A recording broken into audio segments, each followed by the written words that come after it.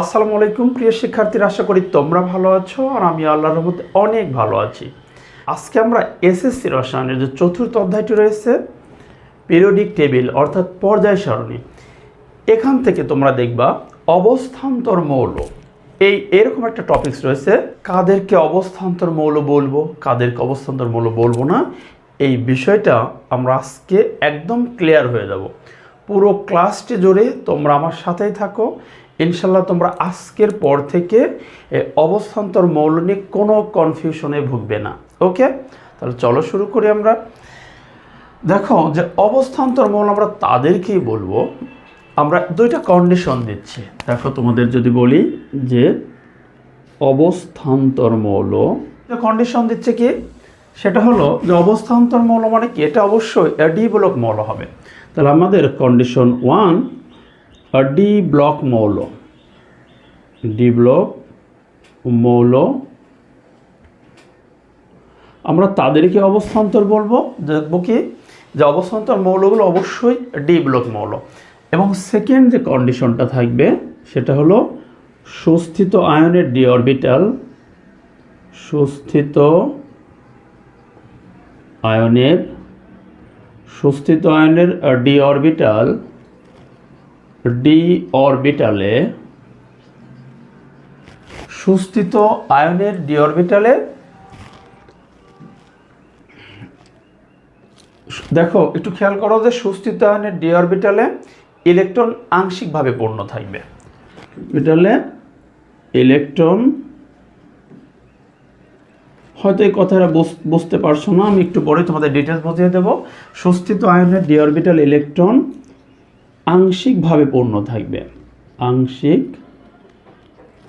আচ্ছা, আংশিক এটা বলতে বোঝানো হচ্ছে, দেখো তোমরা তো জানো যে ডি অরবিটালে মোট মানে ম্যাক্সিমাম 10টি ইলেকট্রন থাকতে পারে। তো এইখানে সুস্থিত আয়নের ডি অরবিটালে আংশিক, দেখো আংশিক পূর্ণ, এইটা কি যে আংশিক বলতে বোঝাচ্ছে যে ডিতে 1টার থেকে ডিতে 9টা পর্যন্ত যাবে, মানে ডিতে 1টার থেকে 9টা পর্যন্ত থাকতে পারবে। অর্থাৎ আমরা দেখব ডি অরবিটাল ইলেকট্রন 1 থেকে ডি অরবিটাল ইলেকট্রন 9টা পর্যন্ত থাকে, তাহলে আমরা বলবো আংশিক পূর্ণ। তাহলে দেখো সুস্থিত আয়নের ডি অরবিটাল ইলেকট্রন আংশিক পূর্ণ থাকবে। আচ্ছা, তাহলে ডি ব্লক মৌল অবশ্যই কি হতে হবে, ডি ব্লক মৌল হবে যেটা অবস্থান্তর মৌল, আর সুস্থিত আয়নের ডি অরবিটালে ইলেকট্রন আংশিকভাবে পূর্ণ থাকবে। এখন তাদেরকে আমরা কি বলতে পারবো যে অবস্থান্তর মৌল। আমরা একটা এক্সাম্পলে যাই, চলো যে অবস্থান্তর মৌল কারা। আচ্ছা দেখো, আমরা যদি একটু আয়রনের কথা বলি, দেখো আয়রনের কথা যদি বলি, দেখো Fe আয়রনের যদি আমরা ইলেকট্রন বিন্যাস করি, আয়রনের হলো প্রোটন নাম্বার কত, 26। আয়রনের ইলেকট্রন বিন্যাস করলে পাচ্ছি কি যে 1s2 2s2 2p6 3s2 3p6, এরপরে 4s2 3d কত আসে, 6। এই যে টোটাল 26টা। তাহলে আয়রনের ইলেকট্রন বিন্যাস করে দেখলাম যেটা হলো আয়রন। তো এখন আমাদের বলছে যে ডি ব্লক মৌল হবে এবং সুস্থিত আয়নের ডি অরবিটাল। আচ্ছা, আমরা আয়রনের তো ইলেকট্রন বিন্যাস করলাম, কিন্তু আয়রন যে আয়ন সৃষ্টি করতে পারে, আয়রন যে আয়নটা তৈরি করে তার ইলেকট্রন বিন্যাসটা করি। আচ্ছা, আমরা জানি আয়রন তার সর্বশেষ কক্ষপথ এই যে এইখান থেকে কিন্তু 2টা ইলেকট্রন সহজেই ছেড়ে দিতে পারে। তাহলে আয়রন যেটা দেখো, যদি 2টা ইলেকট্রন ছেড়ে দেয় তাহলে কি হবে, আয়রন 2+ আয়ন গঠন করবে। অর্থাৎ তোমরা একটু দেখো, আয়রন থেকে 2টা ইলেকট্রন যদি বের হয়ে যায়, এই যে 4s অরবিটাল থেকে 2টা বের হয়ে যায়, তখন আয়রনের শেপটা কেমন হয়ে যাবে, আয়নে পরিণত হবে। তা আমরা এই সুস্থিত, দেখো বলছে সুস্থিত আয়নের ডি অরবিটাল ইলেকট্রন আংশিকভাবে পূর্ণ থাকবে। তা আমরা আয়রনের একটা আয়ন দেখি, তাহলে আয়রনের আয়ন দেখো দেখলে আমরা এখান থেকে যদি ইলেকট্রন বিন্যাস করি কি পাচ্ছি, 1s2 2s2 2p6 3s2 3p6। এই 4s থেকে তো যেহেতু 2টা ইলেকট্রন বের হয়ে গেছে, সুতরাং 4s তো আর নেই, তাহলে কি আছে 3d6। এখন আয়রনের দেখো এই আয়ন, এরপরে আমরা কিন্তু দেখবো যে আয়রনের এখনও কিন্তু ডি উপশক্তি স্তরে 6টি ইলেকট্রন। তা আমরা তো জানি যে ডিতে যদি, অর্থাৎ যে কোনো উপশক্তি স্তর যদি অর্ধপূর্ণ বা পরিপূর্ণ থাকে তাহলে সেটা কিন্তু সুস্থিত হয়। তাহলে এইখানে ডিতে যদি আরও একটা ইলেকট্রন ডি থেকে বের হয় তখন আয়রন কিন্তু সুস্থিত আয়নে পরিণত হবে। ঠিক আছে, তাহলে আমরা আয়রনের সুস্থিত আয়ন, অর্থাৎ আমরা যদি দেখি আরও একটা ইলেকট্রন এই ডি থেকে চলে যায় তখন দেখো ডিতে কয়টা হয়ে যাবে, একটা বের হয়ে গেলে 5টি হয়ে যাবে।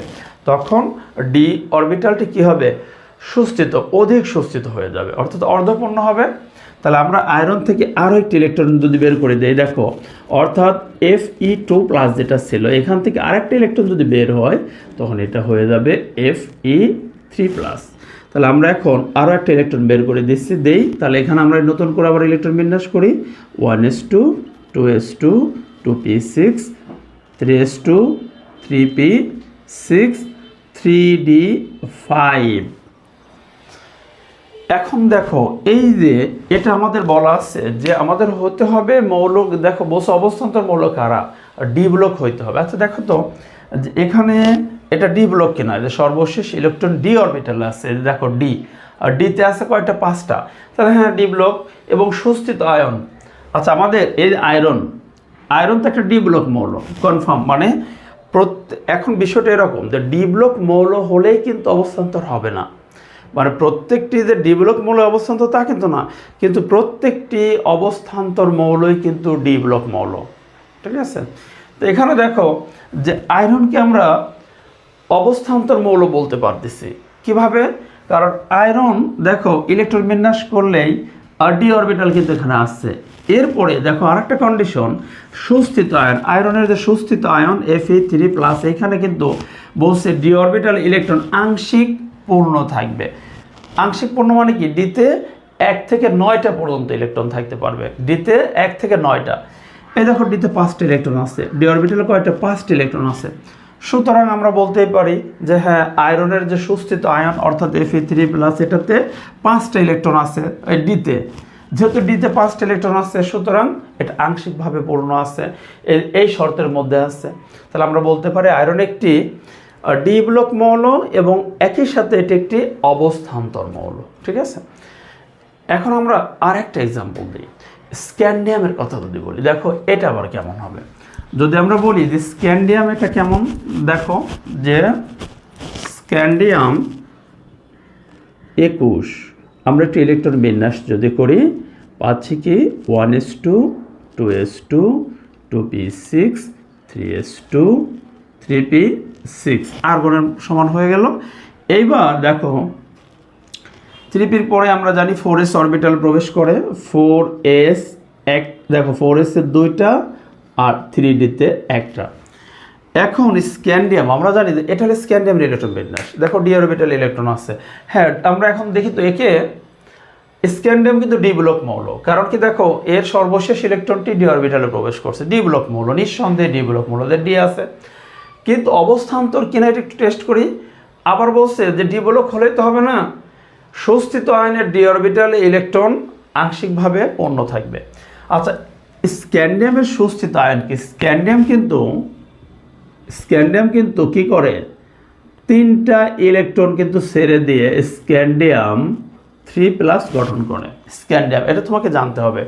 তাহলে স্ক্যান্ডিয়াম 3টি ইলেকট্রন ছেড়ে দিলে আমরা কি পাবো, দেখো স্ক্যান্ডিয়ামের ইলেকট্রন বিন্যাস করলে স্ক্যান্ডিয়াম 3+, স্ক্যান্ডিয়াম আয়ন ইলেকট্রন বিন্যাস করলে পাচ্ছি 1s2 2s2 2p6 3s2 3p6। আচ্ছা এখন কোন 3টি ইলেকট্রন ছেড়ে দেয়, দেখো এই যে সর্বশেষ কক্ষপথে তার কিন্তু আমরা দেখো 4s থেকে 2টা ইলেকট্রন চলে যায় এবং ডি থেকে একটা ইলেকট্রন, এই যে মোট 3টা ইলেকট্রন চলে গেলে কিন্তু দেখো তার কন্ডিশনটা কেমন হচ্ছে, যে স্ক্যান্ডিয়াম 3+, এটা তার ইলেকট্রন বিন্যাস। দেখো একটা বিষয় যে এখানে কিন্তু ডি নাই, মানে ডি অরবিটালই নাই কিন্তু, তাহলে স্ক্যান্ডিয়ামের যে সুস্থিত আয়ন স্ক্যান্ডিয়াম 3+, এখানে কিন্তু ডি অরবিটালই নাই।